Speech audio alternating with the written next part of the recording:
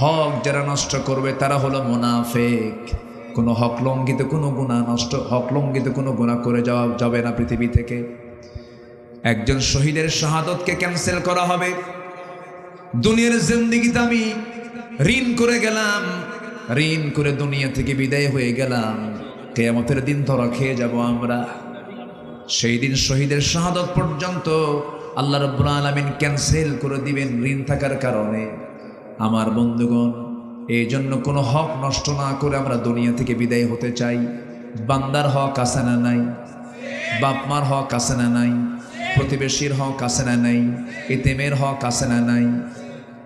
এই কোনো হককে লঙ্ঘন করা যাবে না। ইমানদার এগুলো কখনো লঙ্ঘন করতে পারে না।